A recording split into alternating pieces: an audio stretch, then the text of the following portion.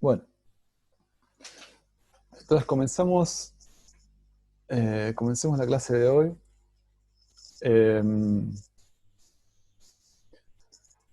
La clase pasada estuvimos viendo cómo tratar de interpelar algunos resultados que tenemos en la detección de estructuras de comunidades en datos con conocimiento externo.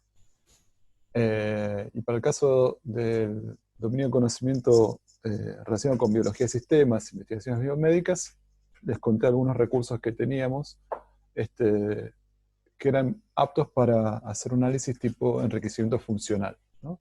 Entonces lo que se trataba de hacer era ver si en determinadas estructuras que detectábamos había como una sobrerepresentación de algunos genes o proteínas asociados, por ejemplo, a una función específica, de tal manera de poder establecer un vínculo estadísticamente significativo entre pertenecer, digamos, la cuestión de pertenecer a esa estructura y pertenecer además a un grupo con una determinada característica biológica, funcional.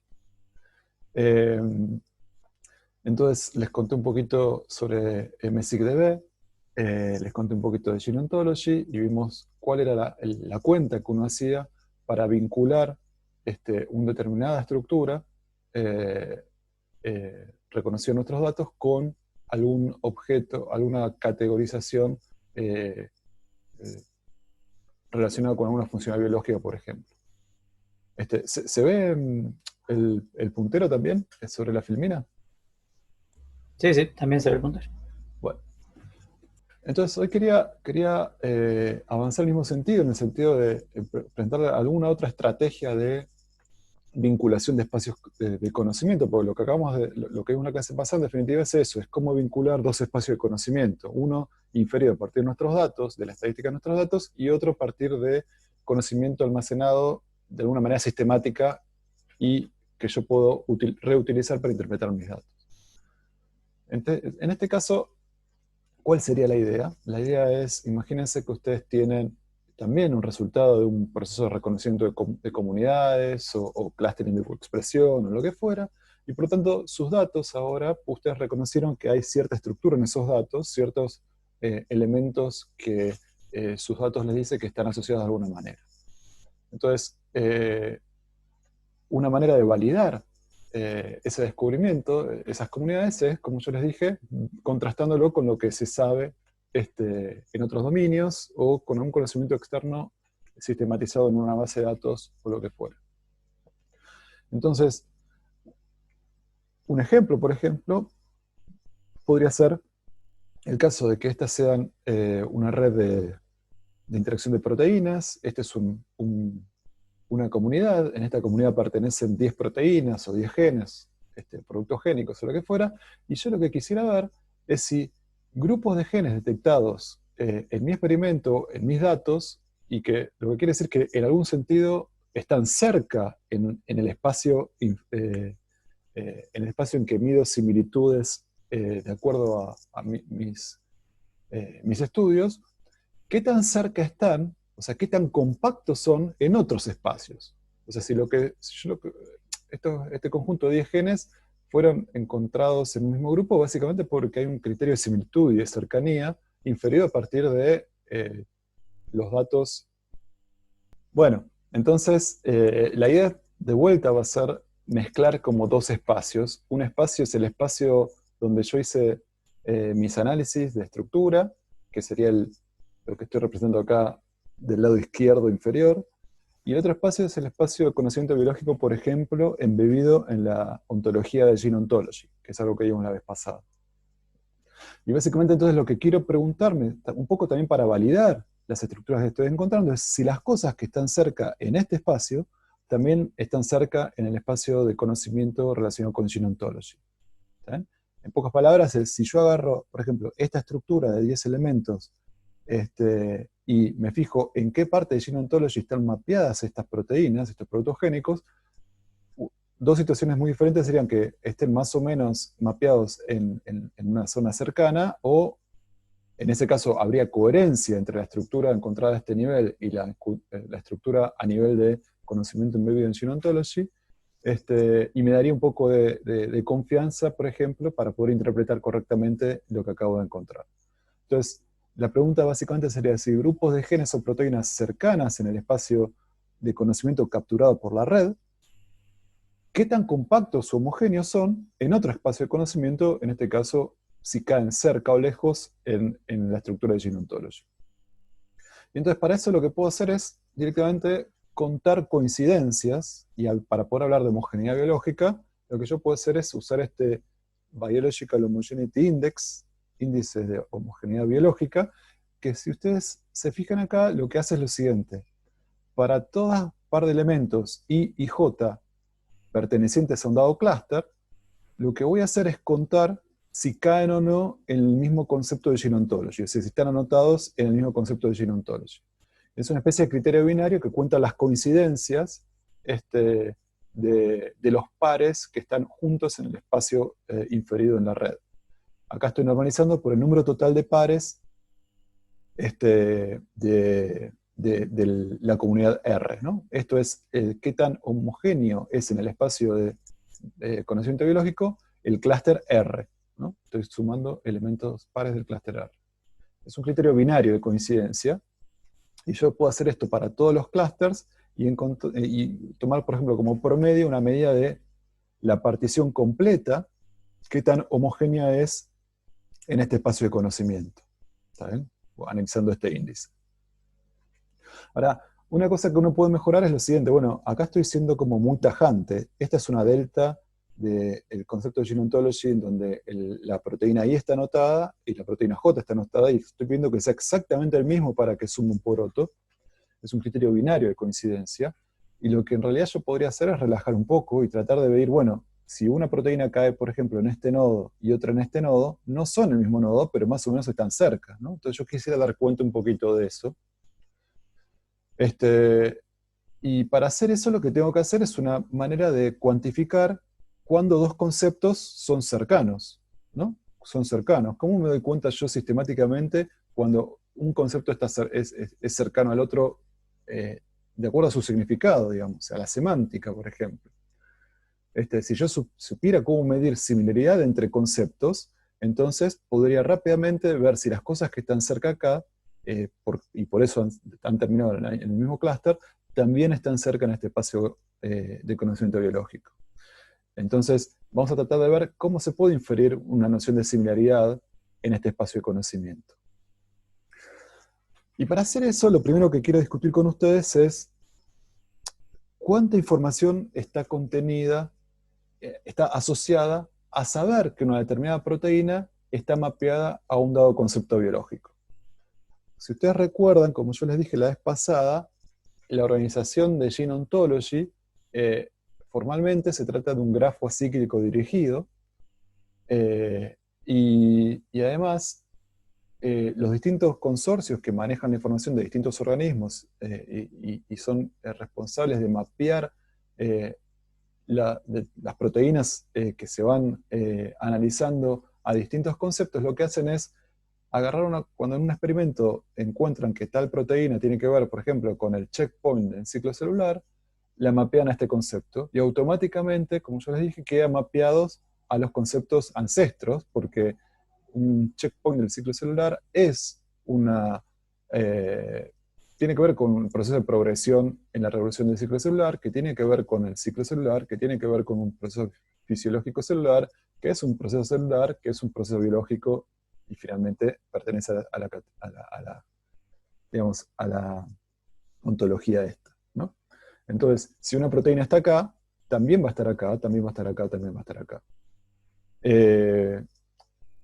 Entonces, rápidamente podemos ver que saber que una proteína está anotada, por ejemplo, en este concepto biológico, que es directamente proceso biológico, no nos dice mucho, porque prácticamente cualquier proteína de la ontología va a terminar acá, porque este es un nodo ancestro de todos los nodos de la ontología.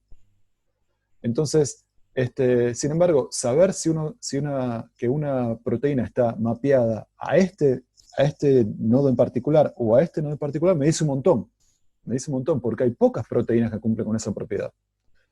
Entonces, teniendo eso en cuenta, lo que uno puede hacer es formalizar esta noción y cuantificar el contenido de información de un concepto de Gene Ontology, y la manera de hacerlo, el information content de un dado concepto, tiene que ver con esta cantidad, donde es el tamaño, o sea, la cantidad de proteínas mapeadas al concepto que a mí me interesa cuantificar, el iésimo, ¿está bien?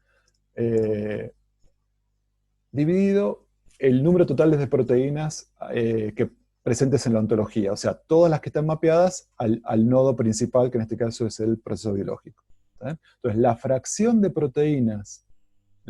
proteínas mapeadas a un dado concepto me habla sobre la información, el contenido de información asociado a ese concepto.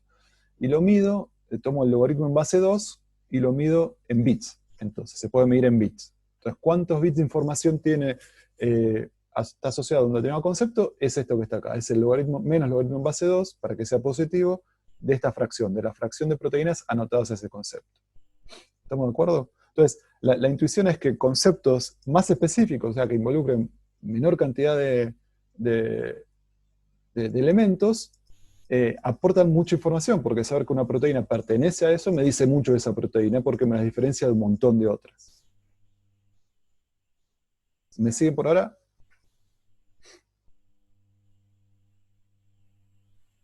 Bueno, entonces,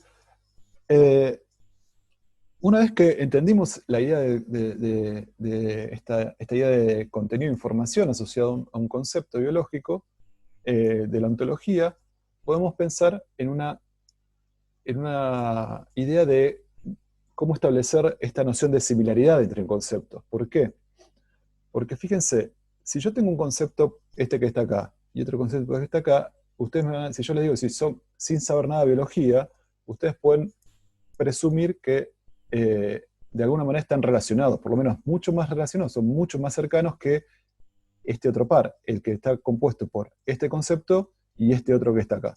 ¿Está? Entonces, ¿por qué sucede eso? Bueno, porque ustedes me pueden decir, y fíjense, este concepto y este concepto están asociados los dos, tienen a este ancestro común. Y este concepto que actúa como ancestro común de estos dos que estoy analizando, en sí mismo tiene mucha información. Por lo tanto, el contenido de información compartido por este concepto y este concepto es mucho. ¿Cuánto es? Y bueno, el contenido de información del ancestro común que tienen, del ancestro común más informativo que tienen, que es este que está acá. En cambio, si yo quiero comparar este otro concepto con, por ejemplo, este que está acá, el ancestro en común que tienen me tengo que remontar hasta un nodo súper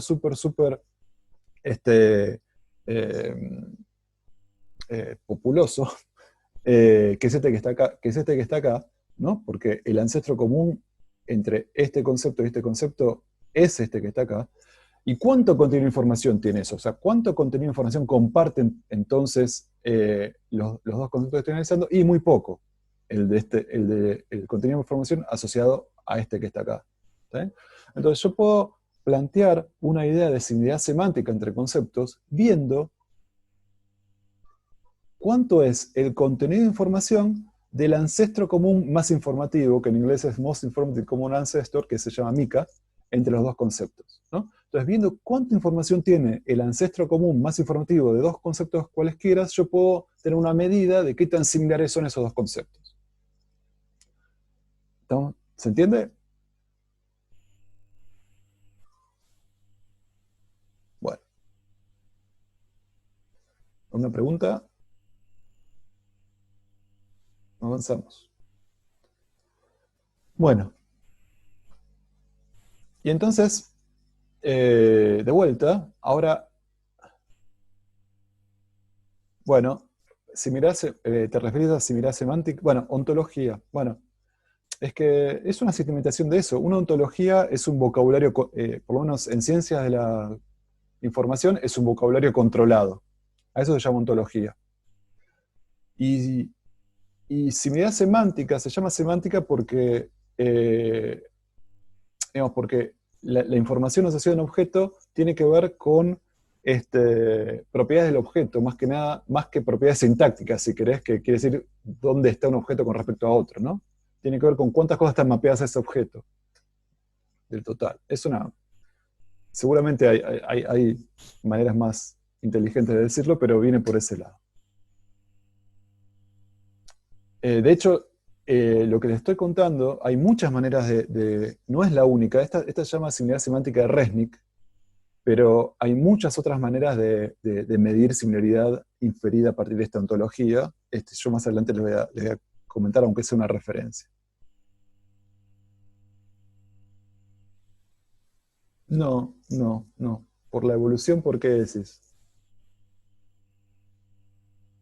Hay una especie de jerarquía, y a medida que vamos bajando en el árbol, vamos encontrando, si querés, procesos o categorías más específicas, pero no sé a qué llamas evolución.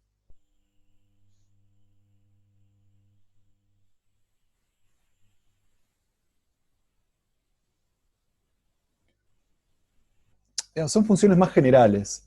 Y saber que, bueno, ok. Sí, la idea sería, lo que tienen que tener en cuenta es que si dos ideas, dos conceptos, para encontrar el concepto común a los dos, me tengo que ir muy arriba, no comparten mucha información. Y por tanto puedo decir que no son similares. Va por ese lado. Ahora, eso, lo que acabamos de definir es la similaridad semántica entre dos conceptos, pero yo no quiero entre dos conceptos, yo quiero medir similaridad semántica entre dos proteínas. Quiero saber en el espacio de conocimiento biológico qué tan cercanas son dos proteínas. ¿Está bien? Entonces, lo que va a suceder es que a una proteína en general la tengo mapeada a un concepto, a otro lo tengo a otro, y a otro lo tengo a otro, y entonces yo acá puedo ver que la proteína A va a ser, de alguna manera, funcionalmente más parecida a la B que la A a la C. ¿Está bien?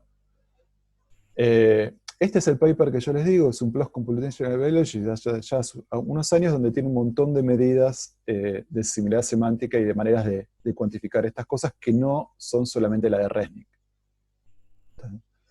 Entonces, típicamente, lo que yo voy a querer es medir la similaridad entre dos proteínas, y eso va a ser en realidad una función de, como yo sé medir similaridad entre conceptos, yo tengo que de alguna manera, viendo a qué concepto está mapeado la proteína A y a qué concepto está mapeado la proteína B, de todo eso sacar un único número, un único escalar que me hable sobre la similaridad de dos proteínas, ¿no? Hay muchas maneras de hacerlo.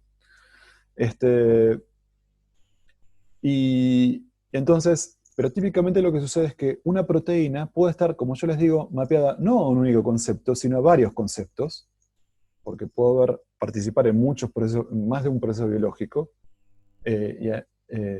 y entonces tengo que la proteína A en realidad no es un concepto, sino posiblemente un conjunto de conceptos, y la proteína B también es un conjunto de conceptos, y por lo tanto yo lo que puedo hacer es, si quiero ver qué tan parecida es la proteína A con la proteína B, es ver qué tan parecidos son los conceptos asociados a la proteína A con los conceptos asociados a la proteína B, y la manera que yo tengo de inferir una similitud es a través de pares de conceptos. Entonces, en definitiva, yo voy a tener una matriz que me diga, este concepto, qué tan similar es a este, a este, a este, a este, a este. Esa va a ser la primera fila, lo mismo para el segundo y lo mismo para la tercera. Entonces, en este caso voy a tener 1, 2, 3, 4, 5, voy a tener 15 numeritos para reflejar qué tanto la proteína A se parece a la proteína B. ¿Cómo hago yo para extraer de esos 15 numeritos una única medida de similitud? Bueno, en realidad esta función, hay muchas maneras de hacerlo, yo puedo elegir, por ejemplo, el promedio, o puedo elegir la menor, porque puedo decir, bueno, sí, hace muchas cosas, pero en una visión optimista yo las vi juntos en mis datos, y fíjate que, elijo la similaridad mayor, o puedo elegir la menor, o puedo elegir, hay muchas maneras de hacerlo. Hay muchas veces que una proteína no está mapeada en la ontología, y entonces para esa proteína en general no puedo decir nada. Muchas veces lo que se hace en las cuentas es, ex profeso para la cuenta, considerarla como si estuviera mapeada únicamente al biological process. Pero eso básicamente la aleja de todos. Eso es algo interesante, porque en realidad no saber, claro, es lo más general que puedo decir. El efecto que tiene es que esa proteína en este espacio va a quedar alejada de todo el resto. Y yo no sé si quiero eso. Porque yo no sé si quiero confundir el hecho de no saber nada de una proteína o saber que son diferentes y por lo tanto están muy alejadas. ¿Se entiende? Entonces hay que tener un poco de cuidado cómo se diferencia el hecho de no tener información sobre algo, porque no la tengo, a la información que comparte es nula. Porque tengo información y aún así sé que comparten nula información. Pero saquemos eso por ahora de la discusión para no embarrar la cancha. Y pensemos, por ejemplo, el caso donde las proteínas sí están mapeadas a la ontología. ¿Está bien? Pero es totalmente válido y súper pertinente el comentario. Bueno, pero en definitiva lo que tenemos ahora es, aunque no voy a ahondar mucho en detalles, o sea, lo que vimos tiene que ver con Rengui, pero esta F puede tomar distintas maneras de elegirlo. Este es el paper que recomiendo para tener un pantallazo, pero ya sabemos más o menos en principio cómo medir qué tan similares son dos proteínas en este espacio de conocimiento biológico inducido por Gene Ontology. Y entonces, ¿ahora qué puedo hacer? Lo que puedo hacer es, en lugar de medir homogeneidad biológica pidiendo coincidencia, lo que puedo hacer es ver qué tan similares son. Porque ahora yo sé calcular la similaridad de proteínas, y en el índice de homogeneidad biológica ahora lo hago como una especie de promedio de distancias en este grafo, en el grafo de Gene Ontology, ¿tá? En este grafo acíclico dirigido, medido a través de la noción de similaridad semántica entre los dos productos génicos y J, que simbolizan todos los pares, por ejemplo, del clúster R. Y entonces, lo que yo espero es que este número sea grande. Cuando agarro estas estructuras, espero que presentan un alto índice de homogeneidad biológica, y así me voy a dar cuenta qué tan coherente es este espacio de conocimiento con este otro espacio de conocimiento.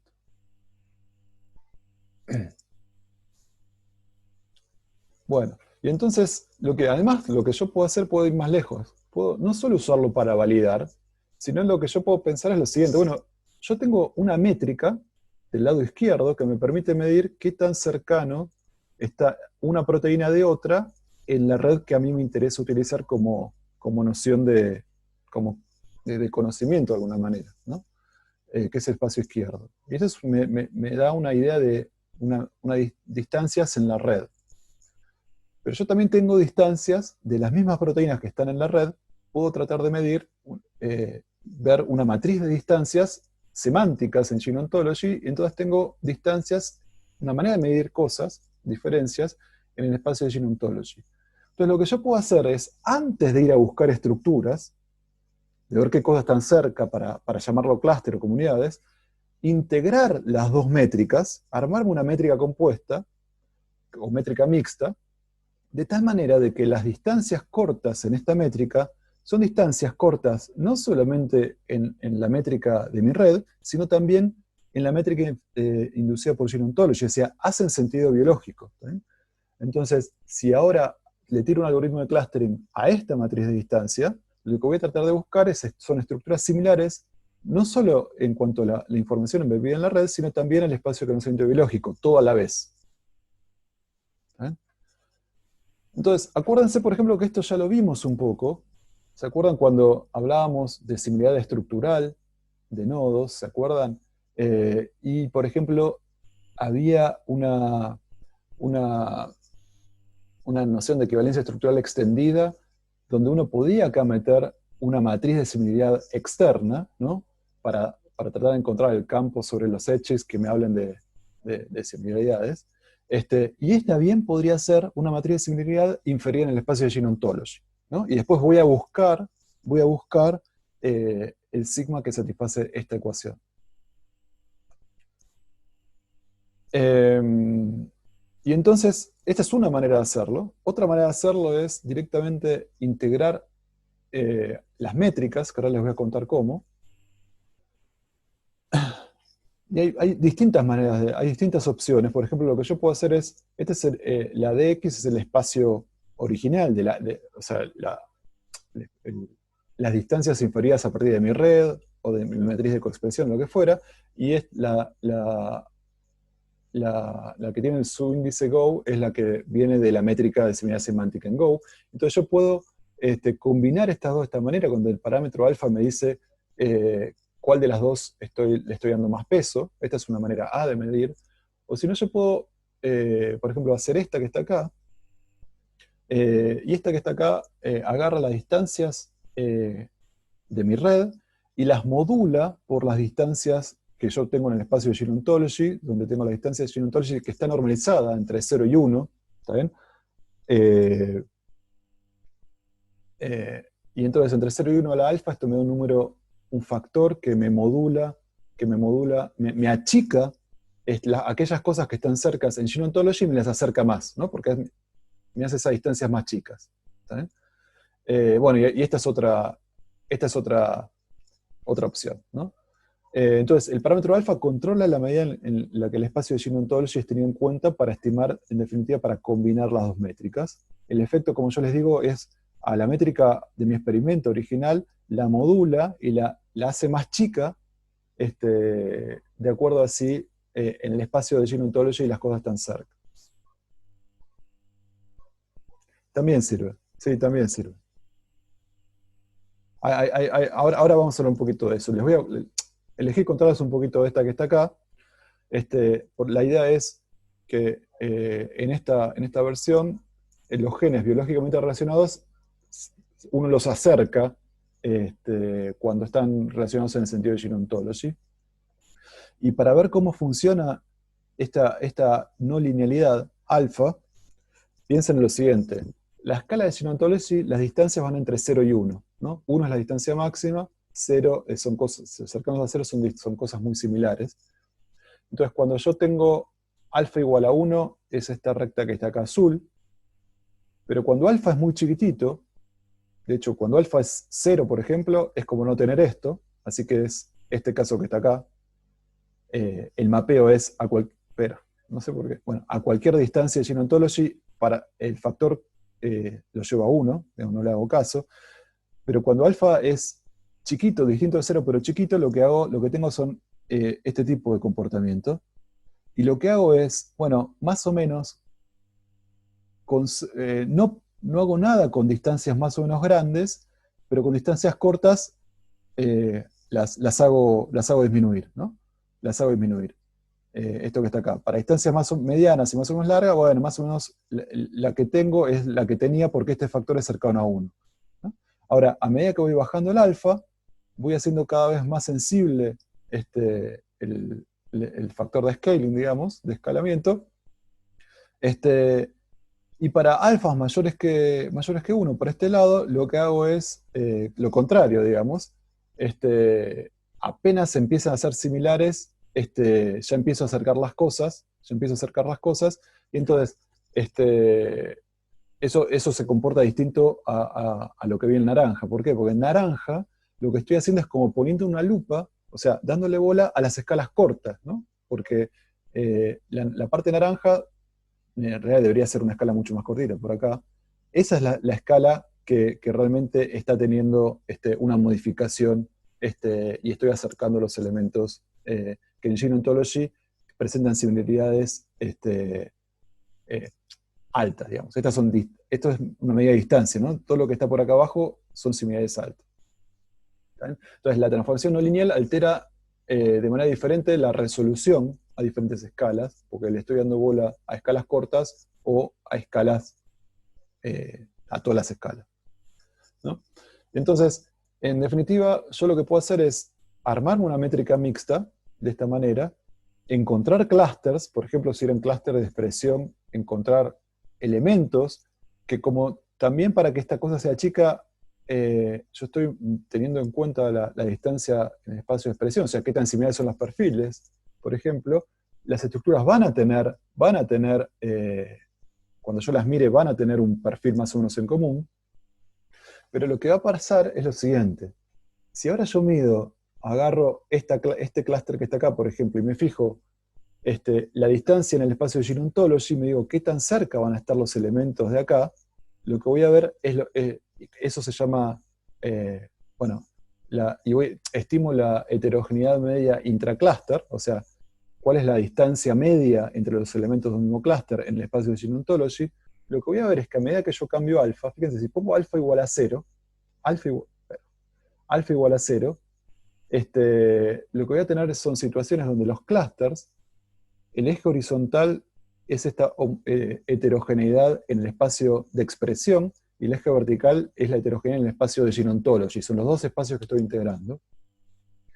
Con alfa igual a 0 no le estoy dando bola a Gene Ontology, porque no le estoy dando bola a este término, y por lo tanto, la partición, los clústeres de esa partición van a tener alta heterogeneidad en el espacio de Gene Ontology, van a ser este nivel de heterogeneidad, y muy poca heterogeneidad en el espacio de expresión, porque van a ser estructuras guiadas, armadas, según la distancia del espacio de expresión, por lo tanto van a tener baja heterogeneidad. A medida que yo voy aumentando el alfa, fíjense que voy poniendo un poquito más de ruido, si quieren, en las estructuras a nivel de expresión, pero gano muchísimo en homogeneidad biológica, porque la estoy empezando a tener más en cuenta, hasta más o menos donde tengo este codo que está acá, y acá tengo estructuras que son un nivel de heterogeneidad mínimo en ambos espacios, o sea, son bastante homogéneas. Ahora contesto la pregunta.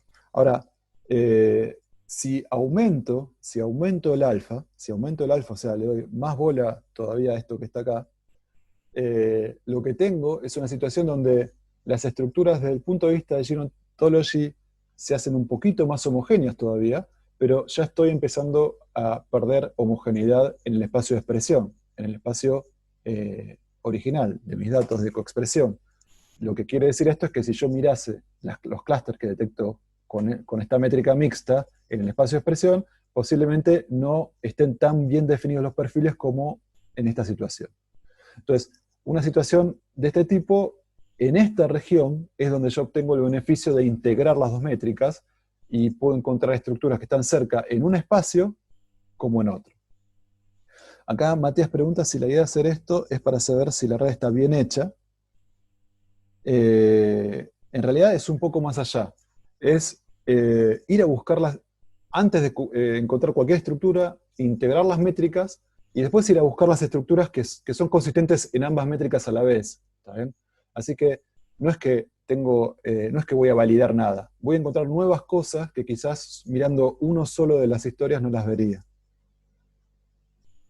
Pues es algo que muchas veces que pasa en la práctica, cuando uno agarra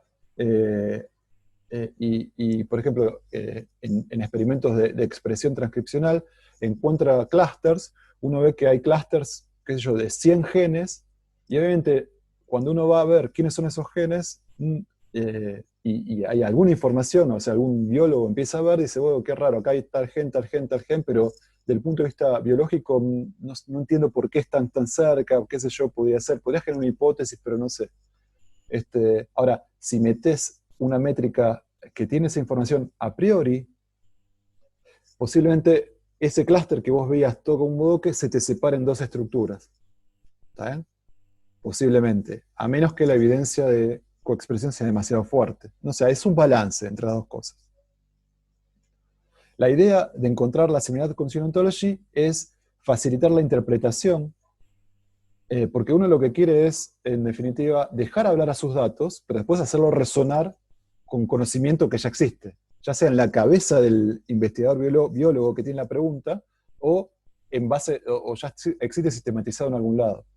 Porque en definitiva lo que hace el investigador es eso, uno va y le presenta los resultados, y el tipo trata de cuajar eso con el conocimiento que ya tiene metido, y en alguna manera lo que uno hace siempre es decir, bueno, ¿me suena esto? ¿Es razonable, no? Y cuando uno hace esa pregunta, en realidad lo que está haciendo es ver si las distancias en el espacio que tenía metido en la cabeza son similares, o sea, son compatibles con el hecho de encontrar estructuras en el espacio del experimento, en el espacio del experimento de coexpresión o del conocimiento embebido en una determinada red que uno obtenga.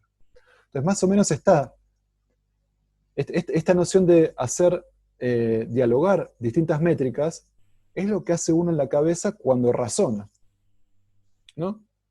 Para ver si un resultado es razonable o no, uno está haciendo estas cosas.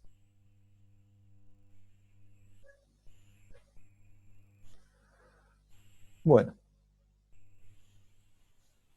Bueno, y acá está otra visión de cómo quedan los clústeres. Cuando uno no utiliza, la partición alfa igual a 0 es los clústeres rojos, está puesto en este espacio donde el eje X es qué tan similares son en el espacio de expresión y qué tan similares son las estructuras en el espacio de Gene Ontology.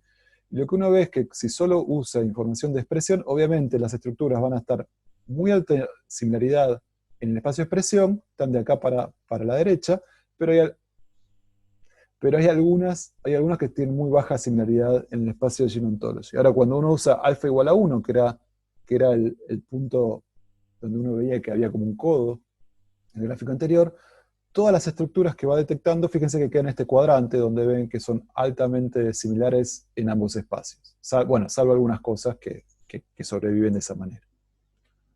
Entonces, esa es un poco la idea de armar métricas mixtas y después ir a buscar estructura en los datos. Bueno, permítame ahora entonces seguir un poquito. Voy a cambiar de presentación para poder hablarles de otra cosa que les quería contar, que es esta que está acá.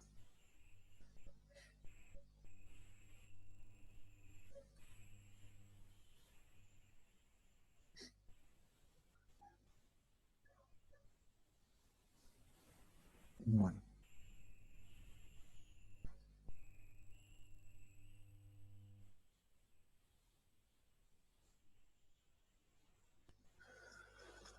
Perfecto. Bueno.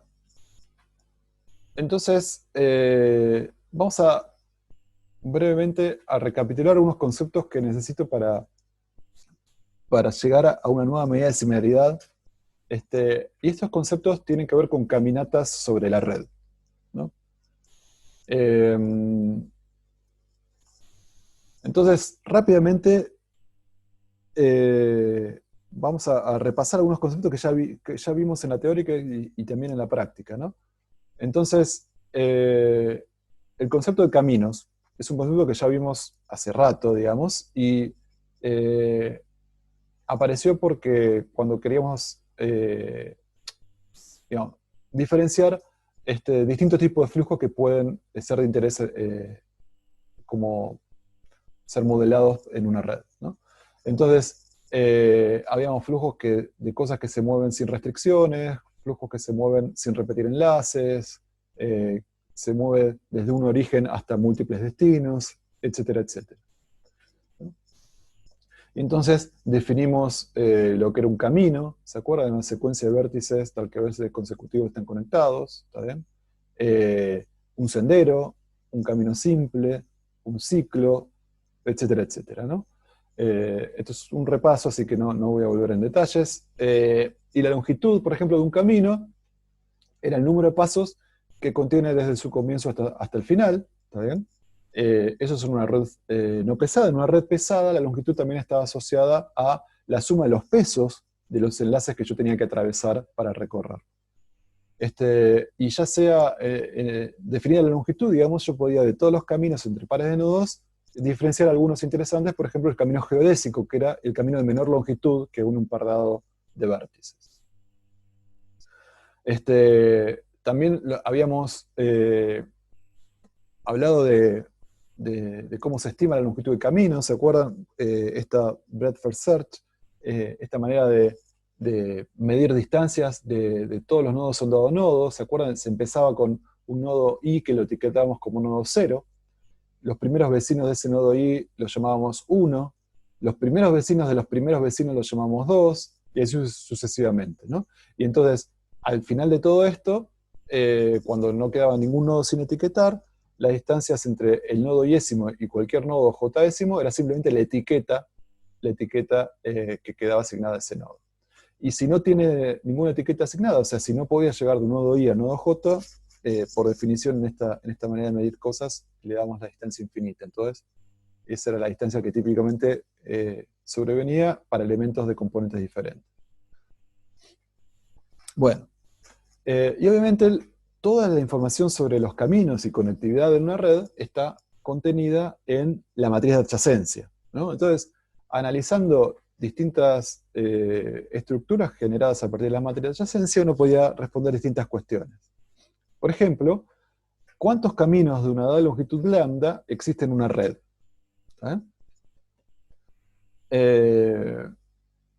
Y entonces, eso básicamente es fácil de computar. Fíjense que si uno tiene la matriz de adyacencia, los elementos no nulos de la matriz de adyacencia, lo que están indicando es que existe un enlace directo que va del nodo J, acuérdense del nodo J al nodo I. ¿Está bien?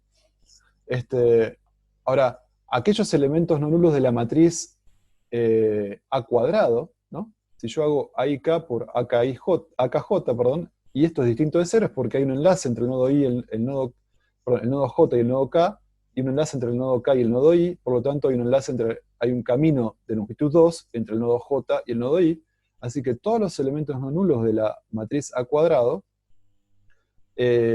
van a cumplir que existe un camino del nodo J al nodo I pasando por un nodo intermedio.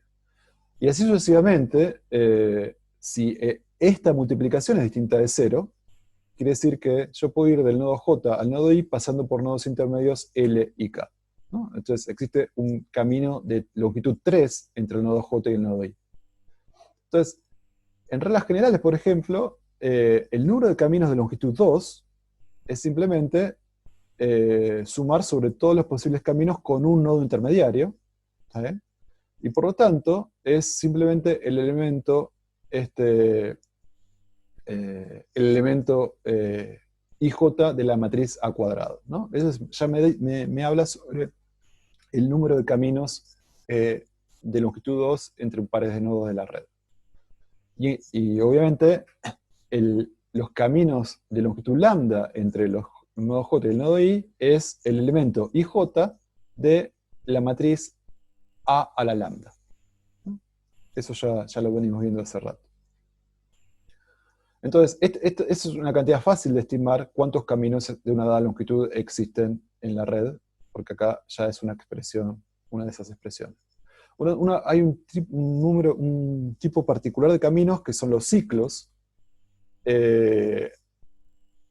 Los ciclos son caminos cuyo comienzo y fin son el mismo elemento. Entonces, el número de ciclos de longitud lambda que nacen que parten y mueren, digamos, en el nodo iésimo, es simplemente el elemento diagonal de la matriz A lambda. ¿Está? El elemento iésimo de la matriz diagonal. De la matriz diagonal, no, elemento diagonal iésimo de la matriz A lambda. ¿Está? Ese es el número de ciclos. Y entonces uno puede decir, bueno, ¿cuántos ciclos tiene mi red?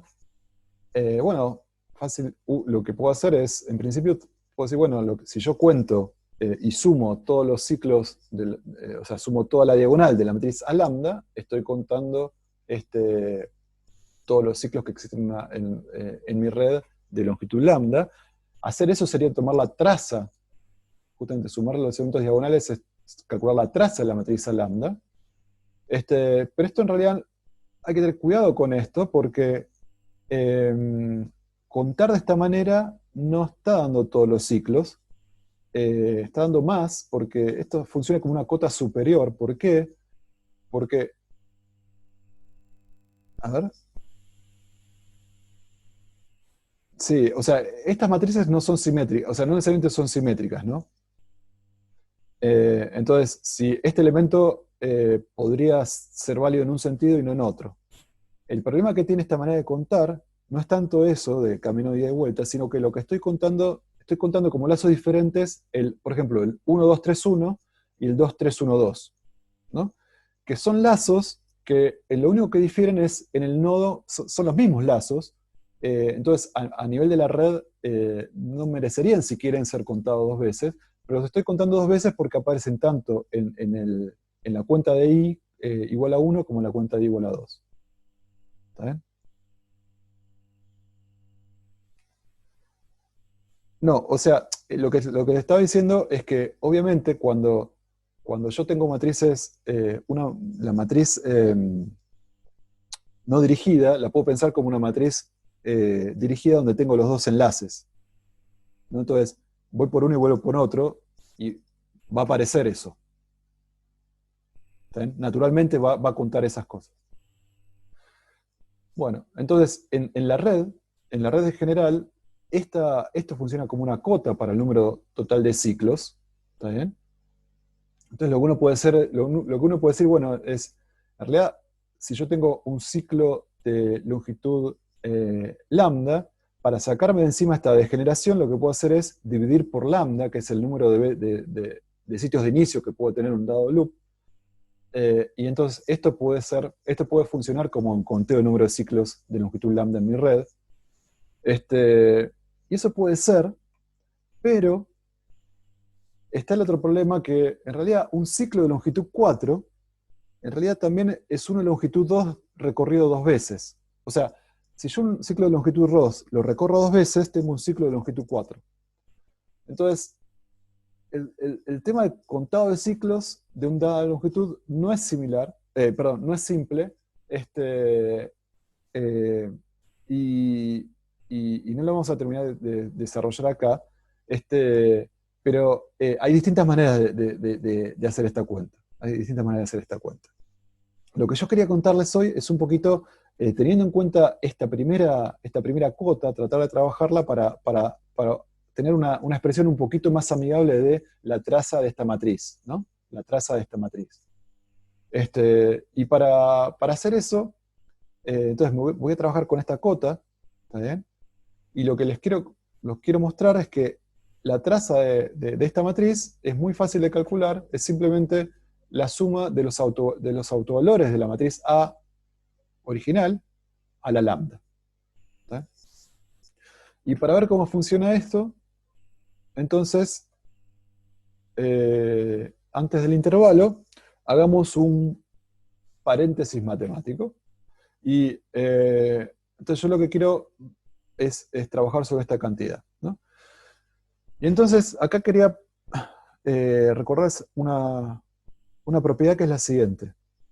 Si yo tengo una matriz A cuadrada, real, y no necesariamente simétrica, yo puedo escribir esta matriz A como producto de tres matrices, ¿no?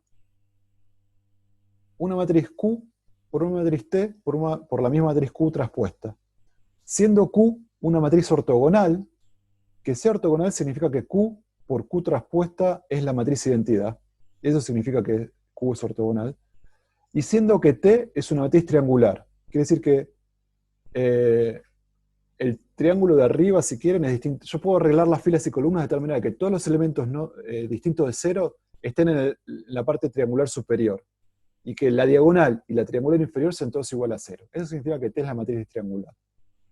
Esta descomposición existe y se conoce como descomposición de Schur. ¿Está? Cualquier matriz cuadrada, real y no necesariamente simétrica, yo puedo encontrar Q y T con estas propiedades, que T sea triangular, que Q sea ortogonal y que Q por T por Q traspuesta me dé A, ¿no? Eso significa encontrar la descomposición de Schur de la matriz A. ¿Y por qué voy a hacer uso de esto? Voy a hacer uso de esto para calcular esta traza, ¿no? Si asumimos que efectivamente T es triangular, ¿está bien? Entonces, vamos a pensar que sus autovalores son estos que están acá, ¿no? Tau. Sí, sí, ahora sigo con eso.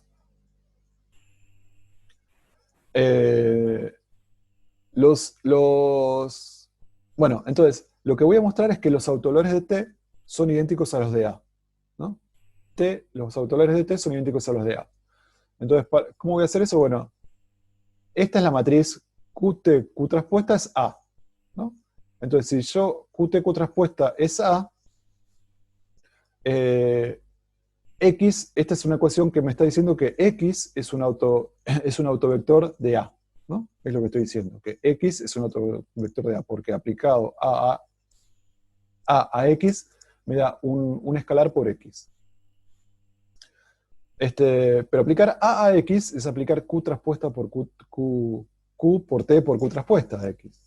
Ahora, si yo multiplico por izquierda esta expresión de arriba por Q traspuesta, ¿está bien? Multiplico Q traspuesta por acá, Q traspuesta por acá, tengo esta expresión que está acá abajo. Ahora, por ser Q ortogonal, Q traspuesta por Q es la identidad. Así que esto es igual a esto. ¿Bien? Y alfa es un número, así que sale para la izquierda. Bueno, pero entonces fíjense que lo que tengo es acá t aplicado a un vector que sale de aplicar Q traspuesta por X, pero esto es un vector, me da alfa por el mismo vector. ¿Está bien? O sea que este vector es autovector de t, pero lo importante acá es que el autovalor es el mismo, es alfa. Es otro autovector, pero que tiene el mismo autovalor que tenía el X original, ¿no? Es alfa. Entonces los autovalores de t son idénticos a los de A. ¿Está bien? Eso es algo que quería demostrar.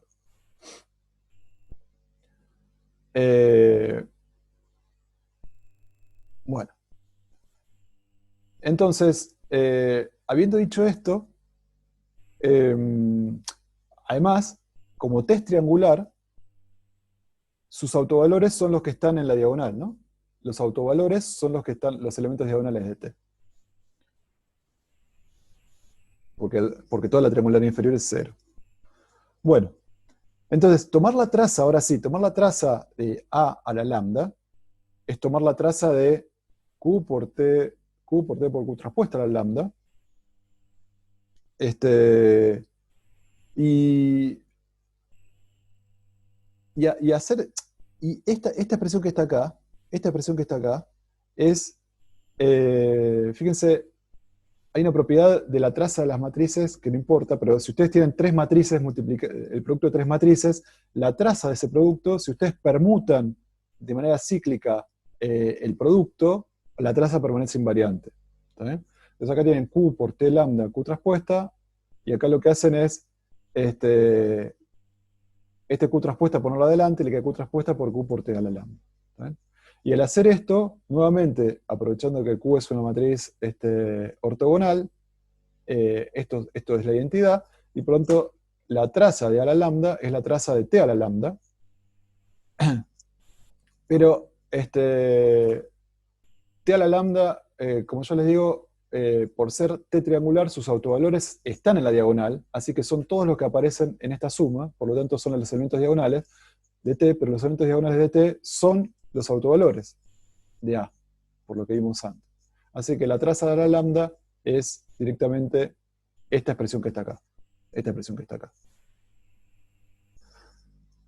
Bueno.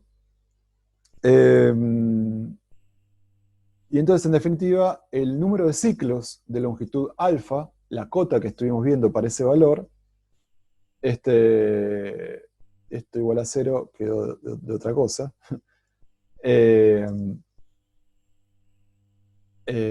Antes de que esté acá, entonces lo que mostré es esta propiedad. ¿Está bien? Bueno, hay distintas consideraciones. Por ejemplo, A podría tener valores complejos, ¿no? Pero como los valores, como la matriz es real, si tiene valores complejos van a aparecer de a pares, o sea, va a aparecer uno y su conjugado, y cuando haga esta suma, la parte imaginaria se va a ir y la traza va a quedar real, por ejemplo. Y además otra cosa interesante es que si A fuese simétrica, la descomposición de Schur coincide con el cálculo de autovalores, o sea, el problema de autovalores, una descomposición en autovalores y autovectores, porque T queda diagonal. T queda exactamente diagonal. ¿Vale? Así que se vuelve a cumplir. Y la otra consideración que me habían hecho por ahí era con respecto al rango.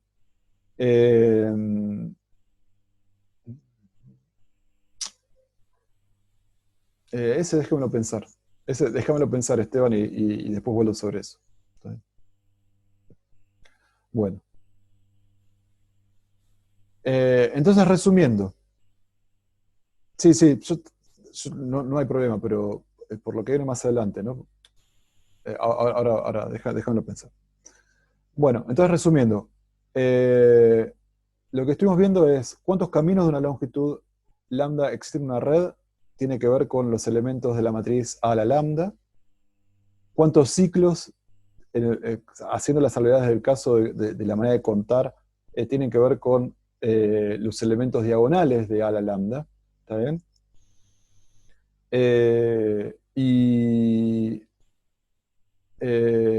Claro. Y perdón, este igual a 0 acá no corresponde, discúlpenme. La siguiente pregunta que yo puedo hacerme es decir, bueno, ¿hay una manera rápida de saber si mi grafo presenta ciclos o no? O sea, si mi grafo es acíclico. Bueno, lo que se puede demostrar es lo siguiente. Un grafo de matriz de adyacencia es acíclico, sí y solo si todos los autovalores de A son nulos, ¿no? Todos los autovalores de A son nulos. Entonces, si yo calculo, es una manera muy fácil de ver si mi grafo es acíclico, la matriz de adyacencia, todos sus autovalores son nulos. Entonces, ¿cómo es la ida? O sea, la ida es la siguiente.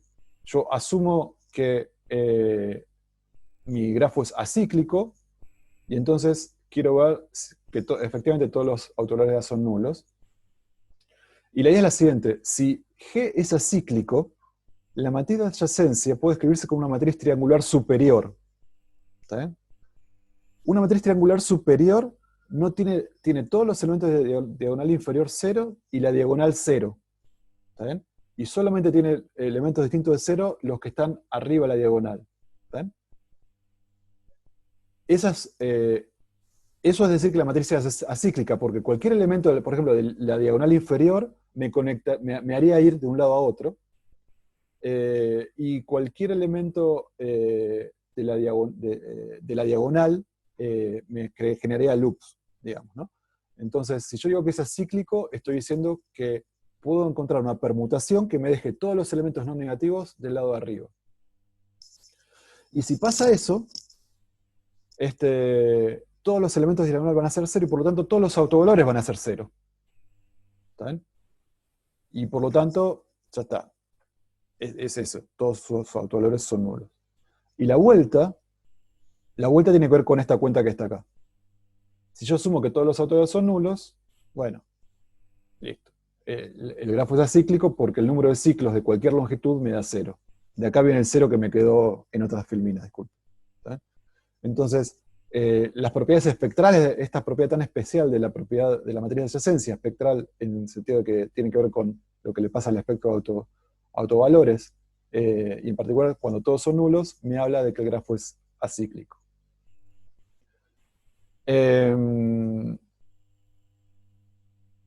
También lo que vimos, hablamos de caminos, y la ausencia de caminos, si ustedes se acuerdan, nos llevó a hablar también de la idea de componentes de un grafo. ¿Está bien? Estaba la idea de la idea de grafo conexo, donde de un elemento podía ir a otro, pero cuando había elementos que quedaban desconectados, o sea, no había caminos entre algunos elementos del grafo y otros, uno hablaba de componentes de un grafo, que formalmente la definimos como un subconjunto del grafo maximal de vértices, tal que existe un camino entre cualesquiera de sus elementos. O sea, este es un subconjunto maximal. Fíjense que 1 y 2 no es una componente porque no es maximal. Porque yo puedo agregar un nodo más, y encuentro la misma componente. ¿Está bien? Pero dado 1, 2 y 4, yo no puedo agregar ningún nodo más de tal manera que me queden conexos. Por lo tanto, este es un subconjunto maximal. Y es lo que me da la definición de componente de un grafo. Y lo mismo con 3, 5. Entonces, las componentes de un grafo tenían que ver con esta ausencia de caminos que me separaban subestructuras del grafo completo. Y la manera, si yo tengo esta situación, por ejemplo, fíjense que esta es la matriz de adyacencia que describe este grafo de 5 elementos, pero siempre hay una permutación de la matriz de adyacencia, o sea, de las filas y columnas, en las cuales yo puedo reconocer una estructura de matriz diagonal en bloques, cuando existe más de una componente de un grafo. Fíjense que si yo el 4, en lugar de 1, 2, 3, 4, 5, uso 1, 2, 4, 3, 5, 1, 2, 4, 3, 5, 1, 2, 4, 3, 5, por ordenar columnas y filas, automáticamente acá me queda una matriz. Esta matriz se llama matriz diagonal en bloques, ¿no? Porque tiene elementos donde no hay ninguna conectividad entre cualquiera de estos elementos y cualquiera de estos otros, ¿no? Y eso da lugar a la aparición de estos ceros aquí. Entonces simplemente, si quieren, reetiquetando los elementos, yo puedo llevar cualquier matriz de adyacencia que presenta más, cuyo grafo presenta más de una componente, a una estructura de este tipo. ¿Cómo busco componentes? ¿Cómo rápidamente se puede encontrar componentes en este tipo de situaciones donde tengo justamente más de una componente en un grafo? Bueno, yo puedo agarrar un nodo cualquiera, ¿está bien? Y realizar la breadth first search que habíamos visto hace un ratito, desde un nodo i cualquiera, por ejemplo, desde el nodo 2. Etiquetando a todos los nodos alcanzados, ¿no? Todos los que puedo alcanzar los etiqueto, pero ahora no con la distancia, sino como con una etiqueta que llamo 1. ¿Está bien? Si el número total de etiquetados es igual al número de nodos, entonces paro. Si no, por ejemplo, acá etiqueto en total 3 elementos con 1, no son 5, así que sigo. Así que elijo un nodo no etiquetado, cualquiera, y le voy a poner la etiqueta 2 a todos los que encuentren en esta iteración, y repito lo mismo, ¿está bien? Voy recorriendo a partir del nodo 3 todos los que encuentro y les pongo 2, y así sucesivamente. Al final de toda esta iteración, el número de componentes resulta C, el contador de componentes, ¿está bien? Y me quedo todo etiquetado de esa manera, de acuerdo a las componentes. También lo que vimos es en la parte cuando uno le metía la direccionalidad a un grafo, ¿verdad? Se hablaba de componentes de grafos dirigidos, uno lo que hacía es decir, bueno, yo a un grafo dirigido lo puedo pensar como,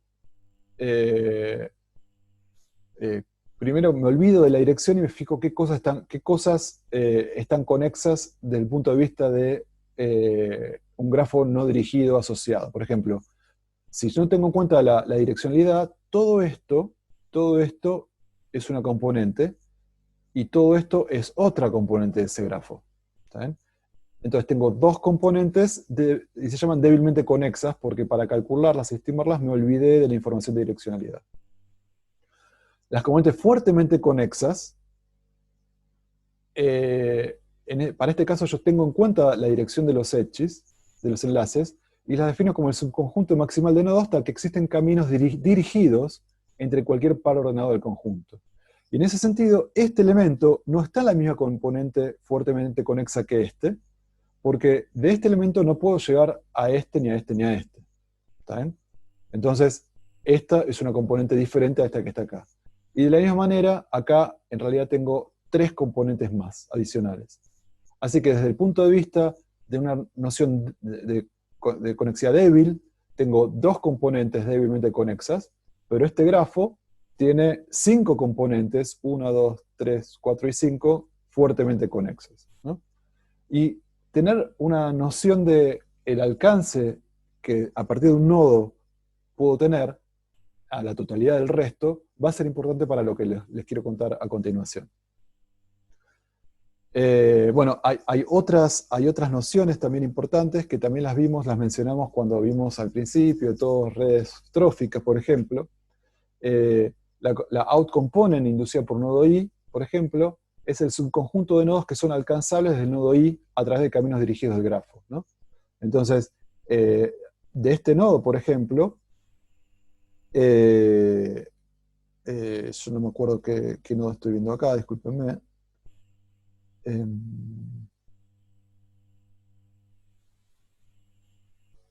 Claro. Para el nodo A, por ejemplo, la out component son estos elementos, ¿no? Todos estos elementos forman parte de lo que sería la out component de A, ¿no? Porque de A puedo llegar a este y a este. ¿Bien? Ahora, por otra parte, la in component inducida por el mismo nodo, ese es un conjunto de nodos desde los que se alcanza el nodo i, y en ese caso involucran a este subconjunto, ¿no? A este subconjunto de nodos, porque de todos ellos puedo llegar al nodo en cuestión, ¿no? Entonces, esta idea de accesibilidad y de alcance de y desde un dado nodo va a ser importante para lo que les quiero comentar ahora. Entonces, hagamos un intervalo ahora, ¿está bien? Y seguimos, si quieren, en 15 minutos, a las 6:30.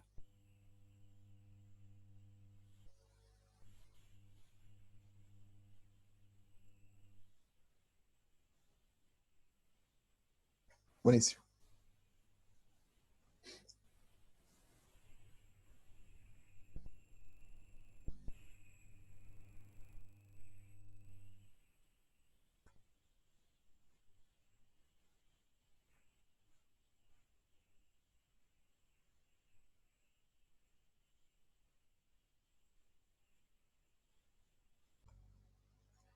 Perfecto.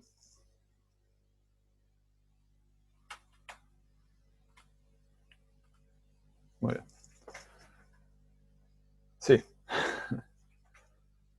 Eh, bueno, ¿se ve la pantalla? Bueno, entonces, lo que quería contar ahora tiene que ver un poco con este tema de a cuántos nodos puedo llegar a partir de un nodo, y tiene que ver con el tema de la idea siguiente. Imagínense que vamos a realizar una caminata aleatoria sobre la red. Muchas veces también se llama caminata del borracho sobre la red. Eh, y lo podemos pensar de la siguiente manera. Tenemos un individuo que camina por la red, ¿está bien? El tiempo transcurre a escala discreta. Cada vez que avanza una unidad, el individuo cambia de nodo hacia un nodo vecino. Y la manera de elegir el siguiente nodo es, en el nodo donde estoy parado, elijo al azar, con igual probabilidad, un nodo vecino. ¿Está bien? Entonces, a t igual a 0, este caminante, Juan, se encuentra en el nodo késimo, ¿está bien? Y cuando transcurre el tiempo delta t, avanza desde ese nodo hacia alguno de sus vecinos. Y la pregunta que vamos a hacernos es sobre la probabilidad P sub i de t, que significa cuál es la probabilidad de que a tiempo t Juan se encuentre en el nodo iésimo. ¿Está bien? Y esa pregunta va a tener mucho sentido porque, como vamos a ver, está directamente ligada a la estructura de la red, ¿no? Está muy ligada a la estructura de la red, y a algunas propiedades que ya vimos y que van a aparecer nuevamente en este planteo. Entonces, lo que nos va a interesar es estimar esta cantidad, P sub i de t. ¿Cuál es la probabilidad de que a tiempo t este caminante se encuentre en el nodo iésimo? Entonces, lo que estamos hablando, si ustedes se ponen a pensar, es sobre las propiedades de un campo definido sobre los nodos. Es un campo de probabilidades que a cada nodo le asigna un escalar que tiene que ver con esta probabilidad de que el caminante se encuentre a ese tiempo en ese nodo. Y ese campo depende del tiempo. De tal manera que en el tiempo inicial, si yo sé que inicialmente el caminante está en el nodo, el número S, el nodo S, digamos, esta probabilidad, el campo a tiempo cero va a ser 0 en todos lados, salvo en el nodo S, donde va a valer 1, porque con probabilidad 1 voy a encontrar el caminante ahí. Entonces la condición inicial de esta caminata está definida por este campo de probabilidades iniciales, P de t igual a 0, y en el caso de un caminante, bien discreto y localizado, tengo probabilidad 1 de encontrarlo solamente en uno de todos los nodos, en el nodo número S. ¿Está bien? Entonces, esa sería como la condición inicial de este proceso. ¿Cuál es la ley por el cual, a partir de ahí, yo puedo, este campo de probabilidades evoluciona, ¿no? Como paso de esta cosa que está acá a esto que está acá. Bueno, por cómo es el proceso de desplazamiento, esto que está acá, estamos hablando de un flujo muy particular, el flujo de una entidad indivisible, porque es un caminante que está localizado en un determinado momento, está en un determinado lugar y no en otro, y puede ir a un único lugar, no se puede desparramar en varios. Entonces, por cómo es el proceso de desplazamiento, la ecuación que me vincula el campo a tiempo t más 1, el campo a tiempo t más 1 con el campo de probabilidades a tiempo t, es esta ecuación que está acá, ¿no? Es fácil verla en este sentido. La probabilidad con la que voy a encontrar al caminante en el nodo I a tiempo t más 1 tiene que ver con la probabilidad de que el caminante estuviese en el nodo J a tiempo t y que de J dé el salto hacia I, ¿está bien?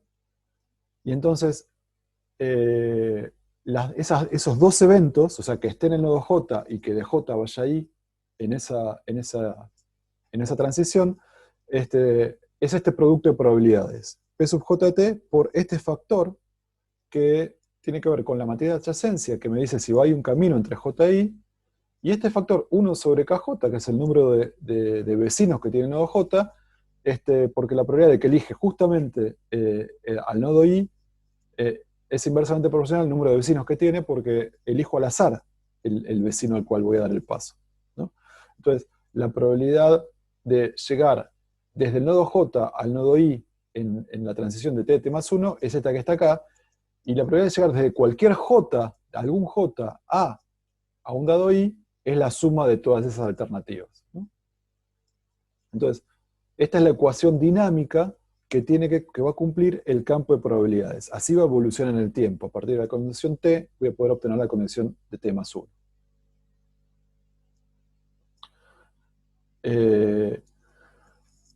Obviamente, esta ecuación se puede escribir de manera matricial, de esta manera, donde A es la matriz de adyacencia, y D menos 1 es una matriz diagonal, ¿está bien? Donde los elementos de diagonal son 1 sobre el grado de cada nodo, ¿está bien? Así que esta matriz de adyacencia ya la vimos antes, la vimos cuando hablamos de algunas centralidades, ¿se acuerdan? Y es una matriz, entonces, una matriz de adyacencia cuyas columnas están normalizadas por el grado del nodo. Por ejemplo, en este grafo que está acá, esta es la matriz de adyacencia, ¿no? El 1 con el 2, el 1 con el 5, etcétera, etcétera. La matriz A por D a la menos 1 simplemente lo que hace es a la columna primera la divide por el grado del nodo 1, a la segunda columna la divide por el grado del nodo 2, que es 3, y así sucesivamente, ¿no? Esta es la columna AD-1. Y es la matriz esta, cuando aplica al campo de probabilidades a tiempo t, lo traslada temporalmente una unidad, y obtenemos el campo de probabilidades a tiempo t más 1. Entonces, si sucede que esta ecuación converge, o sea, si existe una solución asintótica para este campo de probabilidades, lo que se debe satisfacer es que esa solución asintótica cumpla con esta ecuación de autoconsistencia, ¿no? Que, en definitiva, que el campo escalar de probabilidades sea un autovector de esta matriz con autovalor 1. ¿Está bien? Entonces, lo que yo estoy buscando para encontrar el campo de probabilidades que quiero encontrar, en realidad, es el autovector asociado de esta matriz al autovalor 1. Bueno, y como vimos anteriormente, lambda igual a 1 es el autovalor dominante. O sea, todos los autovalores que tiene esta matriz son menores que 1. Y esta ecuación se puede resolver, y también se puede resolver recursivamente, y como vimos, como es el que estoy buscando justamente, es el autovector del autovalor dominante, cualquier condición inicial, después de una serie de iteraciones, va a parecerse mucho al autovector que estoy buscando. Recuerdan de la clase cuando vimos estas cosas relacionadas con centralidad. Entonces, este campo, el campo asintótico de probabilidades, también habíamos visto en su momento lo repito acá, es fácil comprobar que si yo elijo como campo de probabilidades para satisfacer esta ecuación a este campo en particular, o sea, a cada nodo le doy un escalar asociado al grado de ese nodo dividido el grado total de la red, o sea, esto es la fracción de K asociado al nodo yésimo. Si hago esto, fíjense que pongo esta expresión del lado izquierdo y del lado derecho, del lado izquierdo y del lado derecho, y lo que tengo acá es que, bueno, esto sale de la sumatoria, esto sale de la sumatoria, es esto que está acá, tengo esta ecuación que vemos aquí, puedo, bueno, se simplifica K sub j con K sub j, y esto que está acá, esta suma me recupera el K sub i. Así que vemos que se satisface la ecuación cuando reconozco que la forma que tiene este campo asintótico de probabilidades es proporcional al grado de cada nodo. En definitiva, lo que estamos viendo es que en caminatas aleatorias, cuando yo espero un tiempo suficiente, la probabilidad de ver al caminante en el nodo yésimo es proporcional al grado del nodo. ¿Sí? Es proporcional al grado del nodo. Esto ya lo habíamos mencionado antes, pero ahora vemos específicamente de dónde sale. Entonces, veamos un ejemplito para fijar estas ideas. Supongamos que tengo un caminante en esta red chiquitita que va a salir del nodo número 6, así que el vector de probabilidades iniciales es este que está acá. Inicialmente, con probabilidad 1 lo voy a encontrar al caminante del nodo 6 y con probabilidad 0 en cualquier otro, porque sé que está acá inicialmente. Y después lo que voy a hacer es aplicar esta ecuación para ir iterando, esta ecuación matricial, digamos, para ir iterando. Y lo que tengo acá en el gráfico de la izquierda es las probabilidades para cada tiempo, para tiempo inicial, primer tiempo, segundo tiempo, tercer tiempo, cómo están distribuidas las probabilidades de los distintos nodos, ¿no? Entonces, fíjense, para tiempo inicial, todas las probabilidades son 0, salvo para el nodo 6 que vale 1. ¿Está bien? Ahora, después del tiempo inicial, voy al nodo 3, no le queda otra. Así que la solución P1, que sale de hacer esta cuenta, hace que al tiempo 1, la probabilidad va a ser 1 para el nodo 3 y 0 para el resto. ¿Bien? Ahora, cuando estoy en el nodo 3, y voy a hacer la siguiente iteración, voy a ir a otro vector de probabilidades, que cuando me fijo cómo tiene esta pinta. ¿Está bien? Tiene esta pinta. ¿Esta pinta a qué corresponde? Y bueno, cuando estoy en el nodo 3, con igual probabilidad puedo ir al nodo 5, al nodo 6, al nodo 4 y al nodo 2, ¿está bien? Entonces, todas esas probabilidades van a ser 0,25, y de todas formas, el 1 y el 3 van a quedar con probabilidad 0, ¿no? Porque seguro que no voy a estar acá. Bueno, y así sucesivamente. Así sucesivamente pueden ver que se va reproduciendo la distribución de probabilidades para distintos tiempos, y acá estoy graficando lo mismo, pero secuencialmente, ¿cuál es la probabilidad en función del tiempo del número 3, del número 2, de encontrarlo en el 1, en el 6, etcétera, etcétera? Y lo que se ve es que después de más o menos 15 iteraciones ya converge a una distribución asintótica, que si ustedes se fijan, tiene que ver con el grado de los nodos, porque el que más probabilidad tiene es el nodo 3, después le sigue el 2, que tiene 3 también. El nodo 3 tiene grado 4, después el nodo 2 tiene grado 3, bueno, y así sucesivamente, ¿no? Entonces es un lindo ejemplo donde estamos viendo todas las propiedades que estuvimos hablando. ¿Alguna pregunta?